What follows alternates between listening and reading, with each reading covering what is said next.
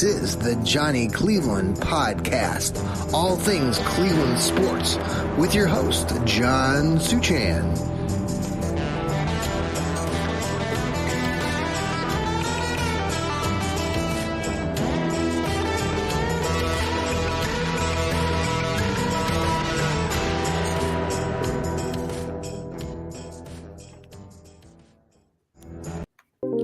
Good evening. This is a episode of the Johnny Cleveland Podcast. Welcome, everyone. We are part of the new Fanatical Elfz Network. So happy to be here. I hope you're having a great Thursday evening wherever you are listening. Welcome again. And we have a special, well, not a special guest. I mean, he is a special guest. A guy that I've known for a while. His name is Steve Gill, and he is, as if you're watching this live on YouTube or on Twitter, you can see that he's the author of his own blog at dogpoundsouth.net, member of the Cleveland Sports Talk, and he's part of our Fanatical Elfz Network that he and I'm your host, John Suchan, are both part of, and excited to get this platform off and running. And we've been at it for a couple weeks now. And Steve I think we did a show a week or so ago, and we had, I think, Joel on maybe. So welcome back, Steve. How are you doing tonight? I'm doing great. I have to say, the draft. I know you're Steve. I got to say, Steve does, he does some, he's involved with taxes on the side. So no, that's my main business. That's his main business. So this is a departure from that. So we're looking forward to talking about the Cleveland Browns, part of the Fanatical Elfz Network. We are all about talking Cleveland Browns, and we've added that. We've had our show. We've got some other great contributors. Rod with his the Browns Blitz show. Him and his brother Jeff. Last night we introduced the new Fanatical Elfz show itself, and we had other contributors, Joel Cade, the left guard, and Elliot, the Village Elliot, were part of that. We also have BP Brad up there and Pepper Pike. So we are all starting to contribute shows, and I think we're going to get a couple new shows coming up here soon. We also have the draft, and that's kind of what we want to talk about tonight on this episode of the Johnny Cleveland Podcast. Again, you can reach us on Twitter at our new network, at the Elfz Network. That we actually have two Twitter accounts now. We have the Elfz Network and the Elfz Network 2. So you get the two for the price of one. And we would love for you to follow our show. We have giveaways. We've given away, a ball cap just the other night. And we gave away, what else was it? The hoodie. The pullover hoodie, and I believe that our guy that got that, Ken, he got the hoodie today, so he very excited about that. And I talked to, I think our new winner of the ball cap, Joe. We're putting that in the mail for you later today or tomorrow, so you should be getting that very soon. So again, we're giving things away. We need you to follow our network. We're gaining popularity. And just spread the word, folks, if you want to talk Browns and hear some folks who are just like you. We're just talking about Browns and anticipating lots of things. We're diehards. All right, Steve. So we're going to talk the draft. Lots of things coming up. Again, the Browns don't have a first or second round draft pick. No. They're pick 74 right now. And I know you wrote for your blog recently. You were talking about all their picks. I think they've got 8 right now. They have 8. Okay. What are you thinking on initially, like right now, as far as what, like you said in the blog, you want to talk a little bit about that first? Yeah. I've kind of gotten into the head of Andrew Berry. He is consistent.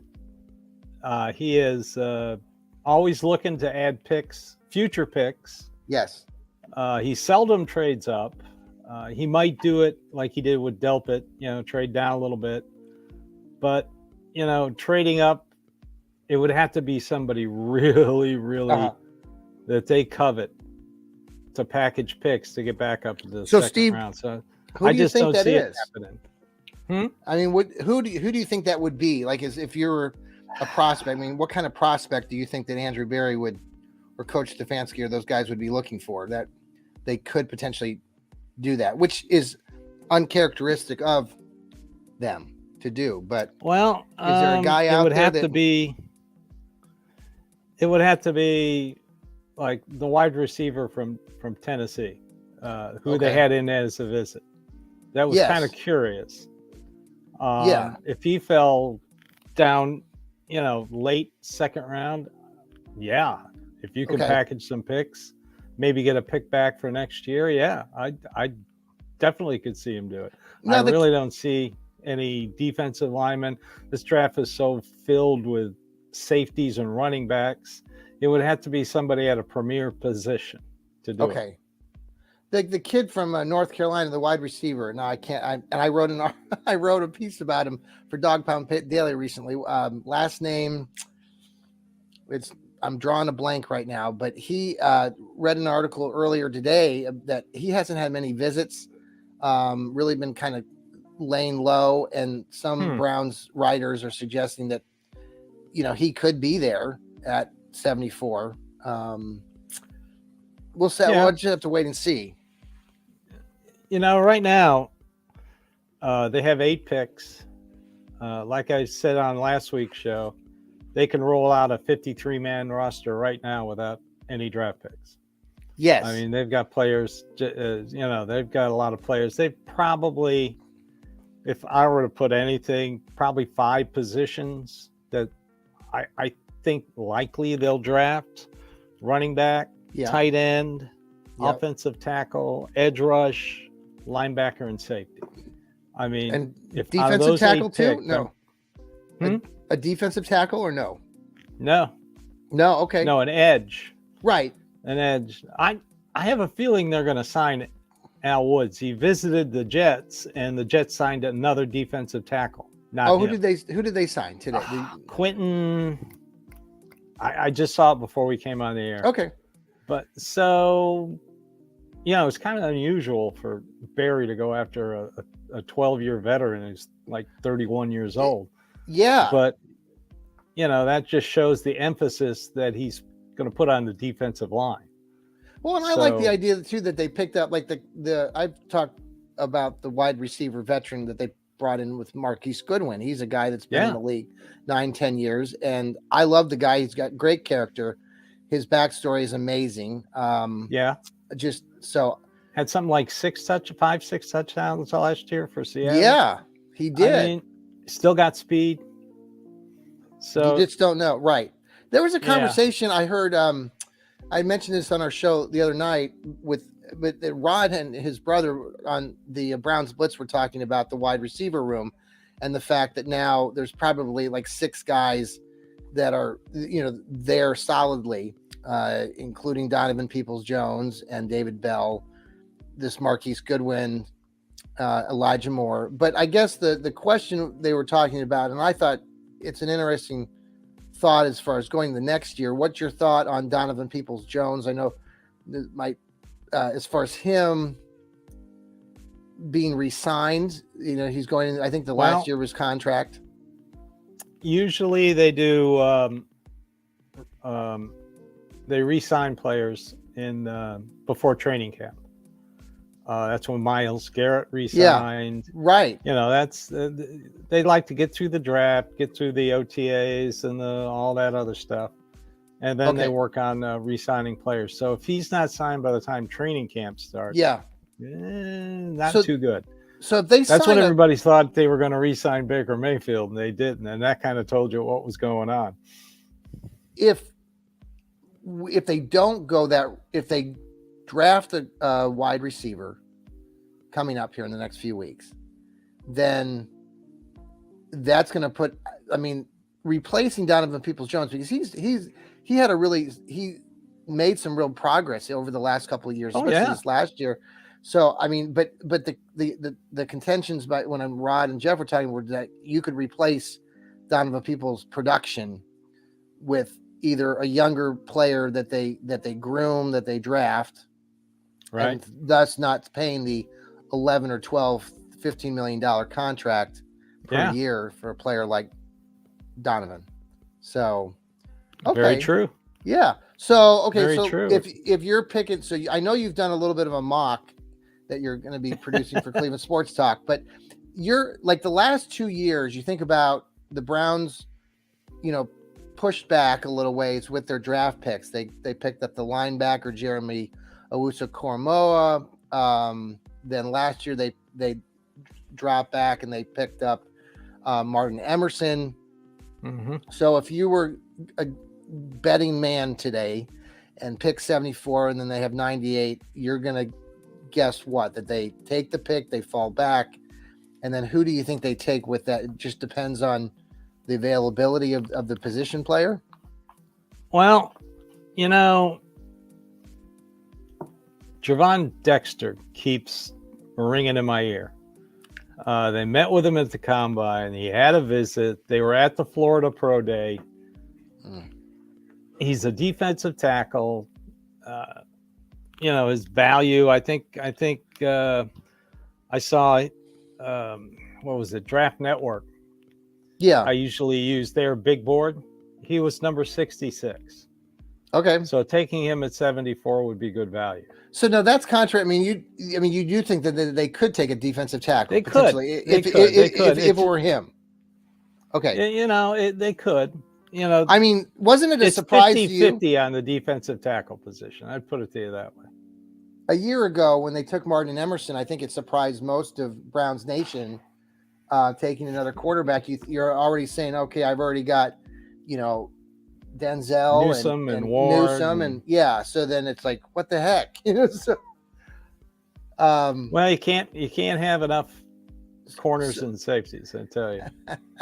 So if the Browns could the Browns take a cornerback like they did? Oh man, it would have to be somebody with like a second round value that fell for some reason.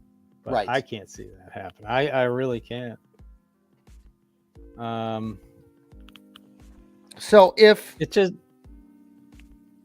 with the strategy that Andrew Berry has put out there, you think he would, if that guy's not there, Dexter, then or somebody else that he wants, they fall back, let's say, and they pick up some extra, like they give up 74 to fall back into the early hundreds or whatnot. I'm trying to look back. You said they've got 74, 98, 111, 126, then 140, 142, 190, and 229. So they could drop back. In the past, they've dropped back. Like, I think the farthest he went back was when Delpit was, and that was like 5 picks. But like you've mentioned, a lot of people have been talking about with this Browns roster right now, they could go 53 right now. So I think realistically, they could pick up maybe 5 new guys, maybe 6. 4 or 5 new guys. They're going to take a running back.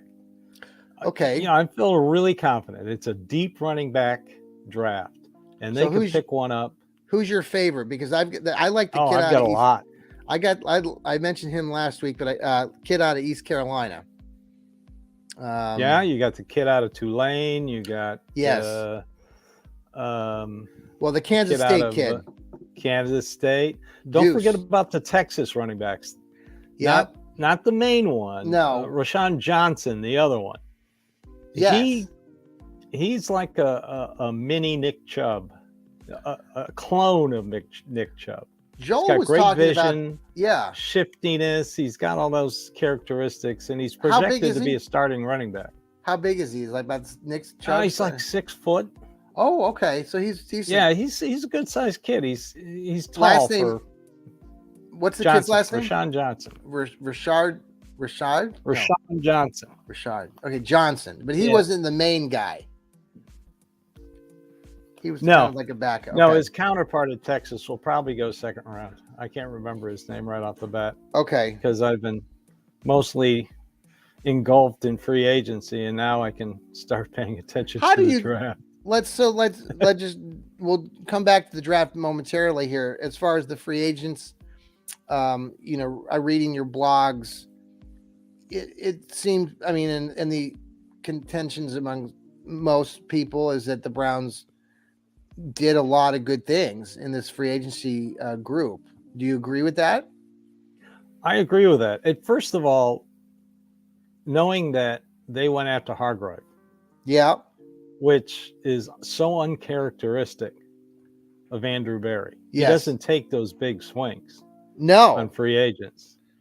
But then when it failed to get him, he took the money that he was going to spend on him and got Tomlinson and the free safety, Juan Thornhill. Yep. Juan Thornhill for the same amount of money it would have taken to get Hargrove.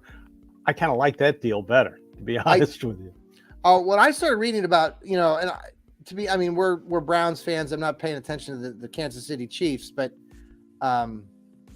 Thornhill just, stood out. I mean, even, before the free agency market, just the way he plays the game. But, after having such a debacle with John Johnson and, the fact that he came in a couple years ago with such flair, people were like thinking this, and I wrote about it being the big splash, and it wasn't. It was the polar opposite.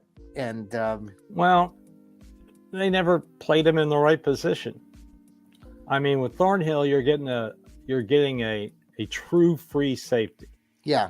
And that'll allow Delpit to play, strong safety up towards the line of scrimmage, because after last year, nobody wants to see Grant Delpit in coverage. No. I'm sorry. I've seen enough of that. I didn't realize it's not going to work. Do you remember a year? Well, I mean, there's so many games, throughout the year, but I had replayed part of the Carolina game with the Browns a year ago, that opening game. And if you recall that at the end of the game in that last 3 or 4 minutes, it was Delpit that was caught, standing like a statue. And the guy goes for that touchdown from Baker that got him right back in the game right before they came back and kicked the field goal, took the lead, and then the Browns were able to take the lead back. But that was Delpit back there. I was like, oh, I thought that was John Johnson. Nope, it was Delpit. So Delpit, though, he'll be in a better spot this year because he can play that position, like up in the box and in that middle area more, right? I mean, that's correct. Okay. Very correct. And as for Tomlinson, he's just a big old boy, man. He's like running into a brick wall. And I want to see that. I'd love for them to sign Al Woods and put next to him. Man, that would be a great defensive line. Al Woods played for who last year? Seattle. The Seahawks. Has he played? Yeah. He's played in other teams too, like Atlanta, maybe? Oh, yeah, quite a few. Yeah. Okay. Well, I mean, I think there's a lot of optimism. And as Browns fans, we all know that this time of the year is kind of like Christmas. We're excited. We're anticipating, or maybe the night before Christmas. And then when we get to Christmas and Christmas morning, man, I can remember a couple Christmases where when I was a teenager, and you kind of get excited, but then at the same time, you're getting older. And so your parents don't really know what to buy you. And so then you end up getting clothes, and it's like, oh, more clothes. So for the football, we'll see what happens with the Browns. I think there's a lot of optimism. Obviously, the draft is coming up, so there'll be a lot of excitement for that. Our show, the Johnny Cleveland Podcast, and the other shows in the Fanatical Elfz Network. By the way, we are part of a bigger national network, the Fans First Sports Network, which is being spearheaded by a group of guys throughout the country, but the group from Pittsburgh, Steelers, give them a little bit of credit. They've been really, really helpful with getting this network going a little bit, but we've got affiliates now in all sports from baseball to hockey. We've got a new Bengals affiliate down south of here. So it's getting off the ground. Anyway, we're going to have some more shows. Run back my thought here. So there's a lot of excitement, with the Browns right now. As we get into the season, or before the season, we'll get to training camp. We'll have Deshaun Watson, everybody. But then the season schedule will come out. People will start making predictions immediately, saying the Browns are going to go, 14-2 or 13-3. That'd be great. But the reality, like a year ago was just, you get that first win, you kind of control the game against Carolina, you lose the lead, come back, you're thinking, okay, now this is going to be great. Then you have that disastrous game against the Jets, and from that point on, it was really just another, it was a struggle for lots of reasons. So yeah, I know. Yeah. I mean, done that. Yeah, I mean, you and I have both been here. A lot of the people that are listening to our show, we're optimists. We're excited. We're diehards, but it really takes a lot to make a team successful, just beyond just the players. Barry looks at the draft for depth, and the guardrails say don't pay for depth. And that's basically rookie contracts. And then everybody goes, your purists go to, well, what about the age guardrails? Yeah. And it's the thing to really remember, it's really quite simple. Rounds 1 through 3, the ideal guy is 22 or less. 4 through 5, the ideal guy is 22 and a half years old or less. And then around 6 through 7, 23 or less. And that's your basic. He pretty much sticks to that guardrail. Let me ask you this, Steve. And a lot of other teams do too. But let me bring this in because I've noticed this a lot, and you maybe have too when you're doing some of your articles and writing. With the pandemic and with what happened over the last 3 years, many more players have taken that additional year. And when you start looking at birthdays and age, a lot of these guys that are coming into the draft now, they are 22, 23, 24 years old. I've seen a couple guys that are into the draft who are going to be 24 or already 24. So knowing those guardrails that you're talking about, I mean, obviously there are players that are younger, but I would gander that if you start looking through the list of the guys, even in the top 100, there's some guys that are older in that group than probably have seen in the past. Yeah, but your ideal situation is to draft a player young. They're coming into their prime when their second contract comes up, and then you re-sign them, and then they hit their prime. Yeah. That's why he goes young on his free agents. These are guys like Okoronkwo. Yeah, see, I've been practicing. Yeah, I'm from Cleveland. I'm not even going to try that. I'm from Cleveland. I can say Eastern European names like Zdrunas Zaglauskas. I can say this guy's name. But yeah, you catch them on the way up. I'll give you a perfect example of how a GM can fail. Here in Nashville, the Titans GM John Robinson was fired mid-season. He had 29 draft picks. He only signed 3 to the second contract. Okay. That is failure on his part. You want to re-sign the players you pick because that's just wasted draft capital. Okay. Yeah. So, and that's what Barry's trying to do. He's trying to build a young base, re-sign the good players as they're hitting their prime before they go hit free agency. That's why they re-signed Myles Garrett and Nick Chubb and Teller and Batonio. Conklin was a little bit of a head scratcher because of his injuries, but I think for the price he got him for, he's still like the 13th, 14th highest paid right tackle. I'm jumping to my favorite player here again. I've posed this question to you before, but with running backs and Chubb's age, is he going to get that next offer, or is he going to get a 1-year deal, or is Barry going to just part ways, considering? Well, let's see who he drafts this year. Yeah.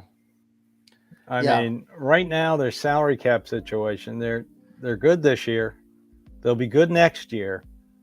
I think Over the Cap has the projected salary cap next year at $256 million, and they're pretty accurate.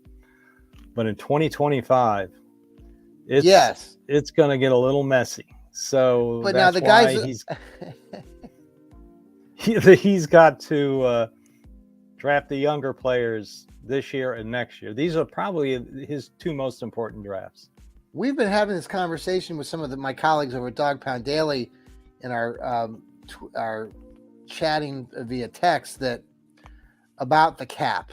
And does the cap really exist? Because even though there's limits and there's guardrails like we've talked about, and there's a thing called the cap, it seems like in many of these cases that doesn't really exist. The examples that have been given are right currently with the Browns and the supposed $235 million guaranteed contract. Teams like the New Orleans Saints in the past, teams that look like they were in the red by $100 million and they're still collecting players. I don't know enough about the cap, but the idea that there's no cap, it seems almost almost a reality. Well, I always say the salary cap is easy to manipulate, hard to maintain. And that's how I look at it. Okay. It's, the Saints are a perfect example. They had to give away some good players and let some good players leave. Yeah. Yeah. When you're $90 million over the cap, and you're trying to collect draft picks and trying to replace these players, you got to have a good front office who knows talent, draftable talent, and young free agents you can bring in after you clean up your mess. But here's the example. You look at the Rams; they got their Super Bowl. Yep. But when's their next first round pick? 20. And I really wonder about. I mean, I've read some stuff about Matthew Stafford that medically, I don't think the guy should play football ever again. I mean, personally, what I've read about his condition is extremely dangerous. Matthew Stafford. Yeah, I've read that. I mean, yeah, and the Rams seem like they're intent on playing him, correct? That's still. I think so. Yeah. I mean, the whole quarterback thing this year is there's some real head scratchers out there. Really, there are. I don't understand it. I thought the Rams were going to re-sign Mayfield. Personally, I thought, Yeah. And see if somebody would take Matthew Stafford off their hands. But I doubt. Well, there are teams that would probably do it. Let me ask you this real quick before, and we're kind of going through these with Buckeyes, Ohio State Buckeyes. I'm down here in Columbus, and the Browns historically haven't taken a lot of players from Ohio State. They do have Denzel Ward, and they do have Tommy Togiai. And Again, so this year there's Zach Harrison, and the wide receiver Ronnie Hickman.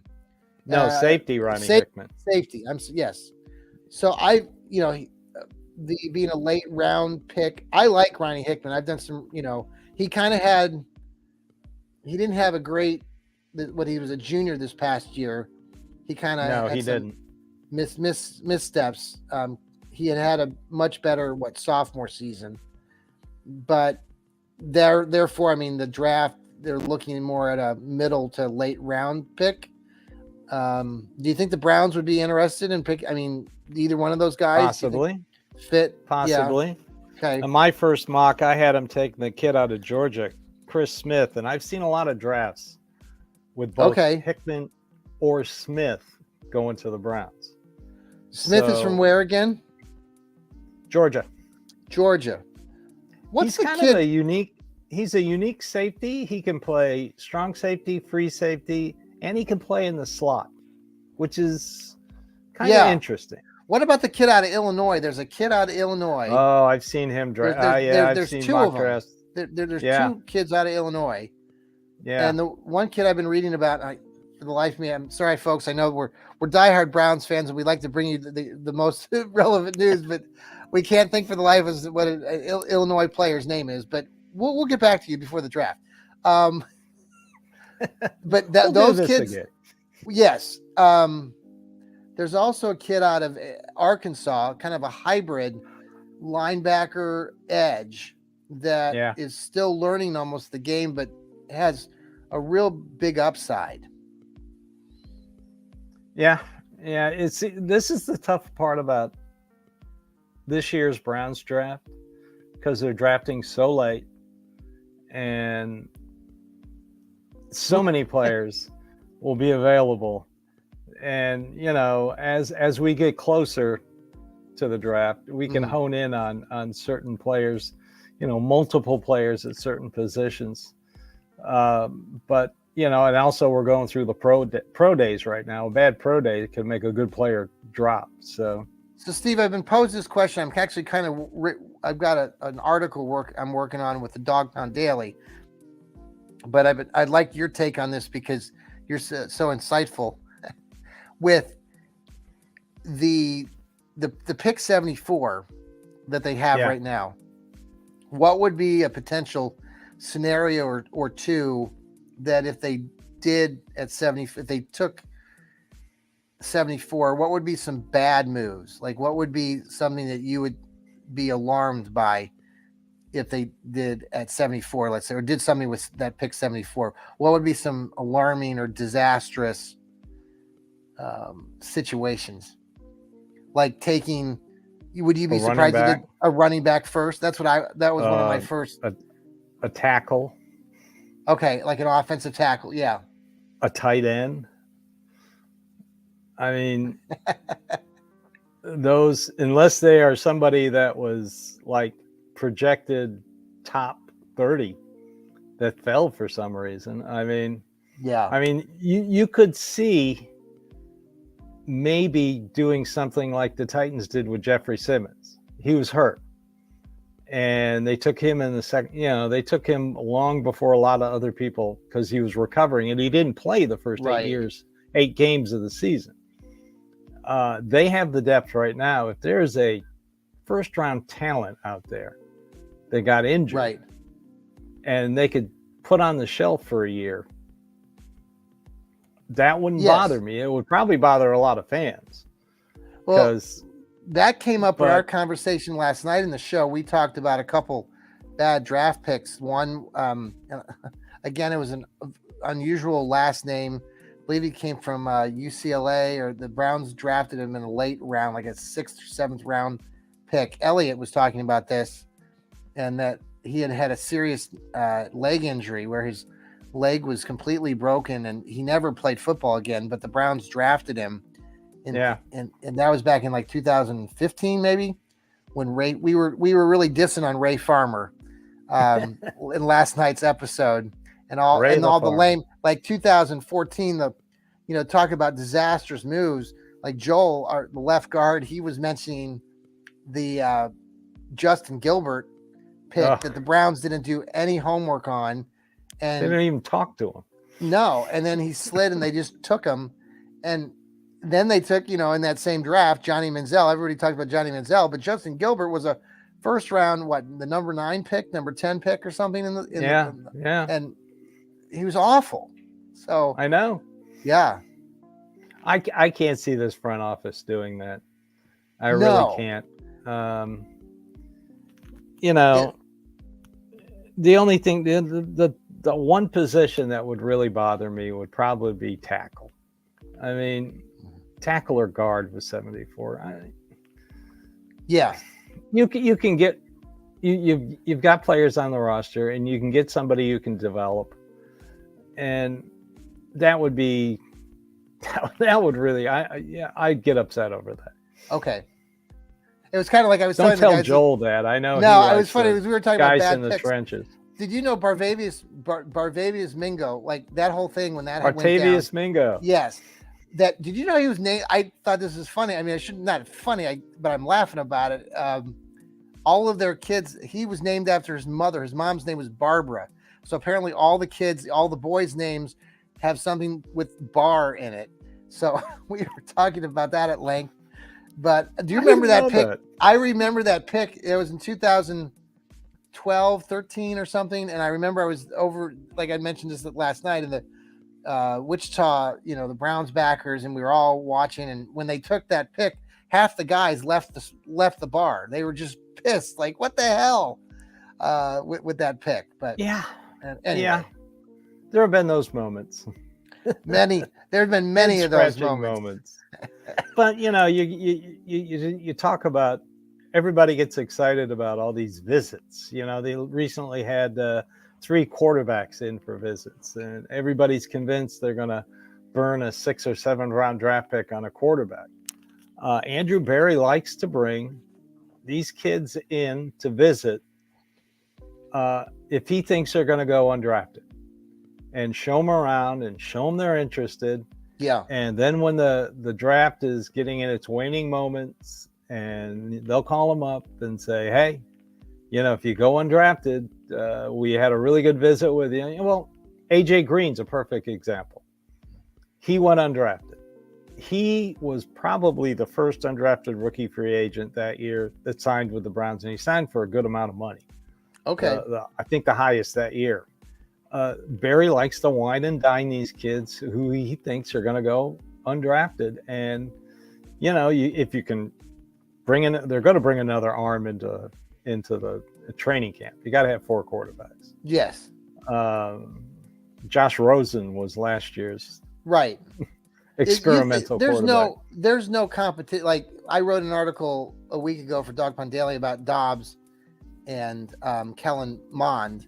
And is there really a competition there? I suggested there's probably not much, but because of Dobbs' guaranteed $2 million contract. Yeah, you look at the contracts. If they've got guaranteed money, the front office expects them to make the. Yeah, I saw that roster. You mentioned that in the blog. Like, you compared that to like Maurice Hurst, who he has no guaranteed, but Tariq, the other guy they signed, Hill. He's got a guarantee. It's not a lot, but it's a little. I think it's like $300,000. But they are with guarantees. If you cut them, that comes dead money. Now, dead money's not as bad as everybody thinks it is. It's like interest on a credit card. But if you accumulate too much of it, then it becomes a bad thing.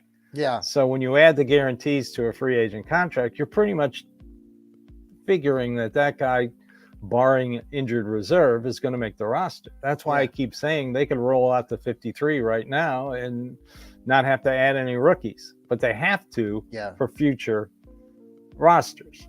It is nice, though. I mean, just overall, I mean, I think, Steve, you would agree that, I mean, you and I have been covering this team for a long time, like many of our fans that are listening tonight on the Fanatical Elfz Network and our Johnny Cleveland podcast. I think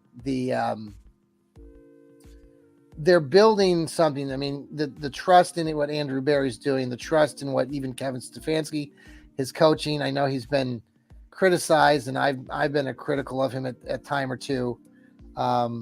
But they are building something that's a little bit more. It's stronger. After coming out of the doldrums in 2016, 2017, and, you really are starting to.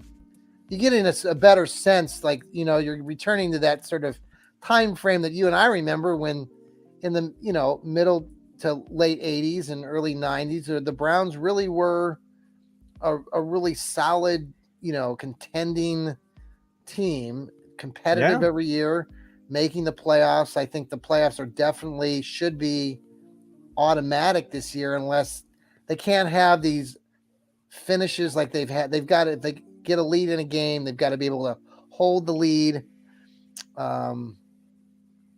Hopefully we'll see that more, but you definitely get the sense that they're doing better with these draft picks.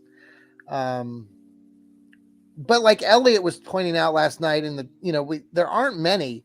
Even if any of you can look at this, if you go back and look at all the different round picks for the Browns at any point in the franchise history, you're not finding too many guys in the late rounds, the 6th, 7th round, that are successful at all. It's very rare. So like a Tom Brady. That doesn't happen anymore. No, it doesn't happen hardly at all. I mean, that's why I made a joke about Demetric Felton. Everyone kind of got excited a couple spring trainings ago, or training camps. He has a little bit of flair, and he's a nice kid, and I think he's super smart. UCLA kid, great team player, I'm sure, but they're running out of room for some of these guys. And you look back at how many players they keep at each position, and over the last couple of years, they've been able to make him running back wide receiver. Mhm. And when they lacked at wide receiver, they threw him in with the receivers. When they lacked at running back, they threw him in with a running back. Well, they're not going to be able to do that this year because right now their wide receiver room, they usually keep 6. Right. It's pretty much set. They could, with the Michael Woods injury, they could add a rookie. Right. But and you got your running backs. You've got Ford and Chubb. You could definitely add a rookie running back to that room. And the first couple of years, they had a fullback. So they could do a fullback tight end type thing. But this year, players at each position, I think their roles are going to be more defined. And unfortunately for Mr. Felton, he might be outside looking in. Yeah.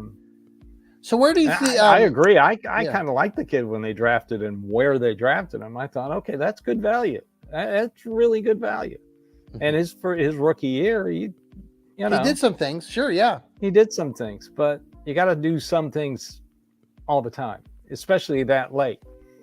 And you got to be if you're that kind of rookie, you got to at least play special teams. And he was pretty much a disaster. You look at Jerome Ford last year. Mm-hmm. He took over the kicking duties. Boom. I mean, it was that. You're right. I mean, the way that watching games where you were at, or if I was at the stadium, sitting up there watching. I mean, it was Butterfingers, and you were a nervous wreck when those punts were going back early in the season. Like you were just nervous. So it was good when they put Donovan Peoples-Jones back in there. At least you felt like secure that he'd do some things. Anyway, let me ask you one last question about, the running back room and Kareem Hunt, free agent. And he probably I speculated a couple weeks ago in one of my articles for Dog Pound Daily, and like you write for Cleveland Sports Talk sometimes. Any chance that he comes back? I don't think he would, but that's why they drafted Jerome Ford. Right. So let me ask you this: any thought on where he might land? Is it going to be a late thing, right? Like during training camp where he's waiting around until he gets hurt? If it doesn't happen before the draft, he's going to have to wait till somebody gets hurt in training camp or OTAs or something like that.